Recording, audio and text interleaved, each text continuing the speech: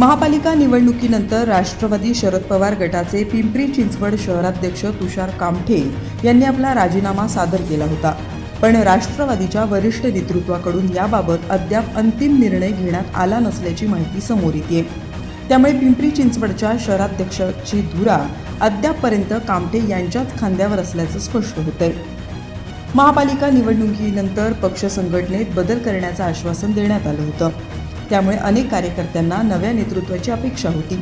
परंतु निवडणूक संपून बराच कालावधी लोटला तरीही याबाबत वरिष्ठ पातळीवर हालचाली दिसून येत नाहीयेत. याबाबत पक्षातील काही पदाधिकारी सातत्याने वरिष्ठांकडे पाठपुरावा करतायत. राष्ट्रवादीच्या पिंपरी चिंचवड शहराध्यक्ष पदावर नव्या तरुण चेहऱ्याला संधी द्यावी, तसंच संघटनात्मक पातळीवर देखील बदल करून शहरात राष्ट्रवादीला नवी उभारी द्यावी अशी मागणी आता जोर धरू लागली आहे. पण या मागण्यांची वरिष्ठ नेतृत्वांकडून दखल घेतली जात नसल्याने कार्यकर्त्यांमध्ये असंतोष वाढतोय. नेतृत्वातील पोकळीमुळे स्थानिक पातळीवरील पक्षाची पकड कमकुवत होतीये. या पार्श्वभूमीवर पक्षातील कार्यकर्त्यांना प्रेरित करून पक्षाला उभारी देऊ शकणाऱ्या सर्वसमावेशक नेतृत्वाची पक्षाला गरज आहे. असं असताना नेतृत्व बदलाचा प्रश्न प्रलंबित राहणं ही पक्षाच्या भविष्यासाठी धोक्याची घंटा मानली जाते.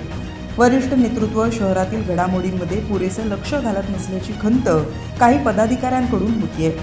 स्थानिक पातळीवरील नाराजी दूर करून संघटना मजबूत करण्यासाठी तातडीने निर्णय घेण्याची गरज व्यक्त केली जाते. अन्यथा पक्षातील अंतर्गत नाराज गट वेगळी वाट निवडण्याची शक्यता नाकारता येत नाही. पिंपरी चिंचवडमध्ये पक्षाला नवसंजीवनी देऊ शकणारं खंबीर नेतृत्व कधी मिळणार याची कार्यकर्ते आतुरतेने वाट पाहतायत.